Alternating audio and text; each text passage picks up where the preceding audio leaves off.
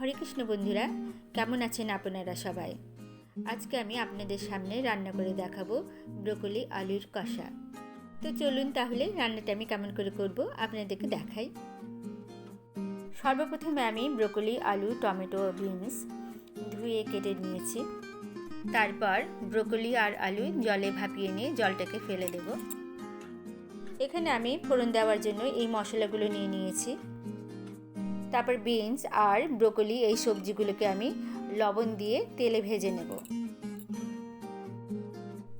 তারপর ভেজে নেবার পর আমি একটি পাত্রে তুলে রাখবো সবজিগুলোকে।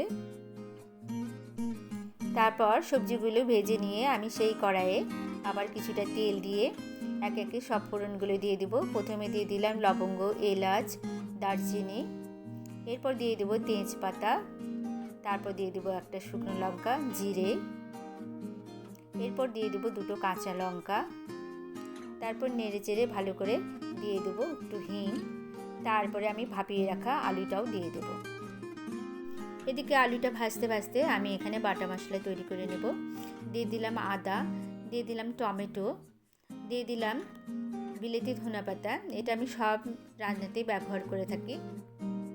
তারপর দিয়ে দিলাম ধনে জিরে গুঁড়ো মশলা 1.5 চামচের মতো, দিয়ে দিলাম কাশ্মীরি লঙ্কা গুঁড়ো, তারপরে এখানে আমি চাল বাটা ব্যবহার করেছি। এখানে আতপ চাল বাটা, এখানে কেউ কর্নফ্লাওয়ারে দিতে পারেন, আমি এখানে চাল বাটাই ব্যবহার করেছি। এখানে আমি আতপ চাল ব্যবহার করেছি গ্রেভিটা একটু ঘন করার জন্য। যাই হোক, এখানে আলুটা ভালো করে ভাজা হয়ে গেছে, আমি বাটার মশলাটা দিয়ে দিলাম। তারপর দিয়ে দিলাম নুন আন্দাজ মতো, দিয়ে দিলাম হলুদও, তারপর কিছুটা টমেটো কেটে রেখেছিলাম সেই টমেটোটাও দিয়ে দিলাম।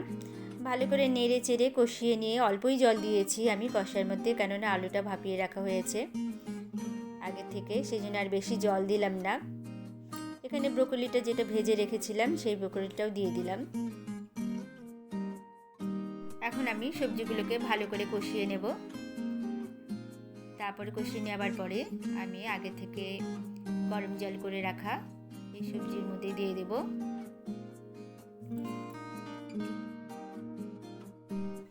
জল দিয়ে দেওয়ার পর কিছুক্ষণ আমি ঢেকে রাখবো। তারপরে দিয়ে দেব চিনি, আর তারপরে দিয়ে দেব একটু ঘি। এখানে আমার রান্নাটা প্রায় হয়ে এসেছে। বন্ধুরা, রান্নাটা কেমন লাগলো? ভালো লাগলে একটু লাইক ও কমেন্ট করবেন। তারপর আগে থেকে ভেজে রাখা বিনস ভাজাটা আমি দিয়ে দেব। রান্নাটা আমার হয়ে গেছে, তো আমি এটা একটি পাত্রে তুলে রাখবো। গরম গরম ভাতের সাথে বা লুচি বা রুটি বা ফ্রাইড রাইসের সাথে এই রান্নাটা খুবই ভালো লাগবে, নিরামিষ রান্না। বন্ধুরা, কেমন লাগলো আজকের আমার এই ব্রোকলি আলু কষা? ভালো লাগলে একটু লাইক করবেন। ভালো থাকবেন আপনারা সবাই। রাধে রাধে।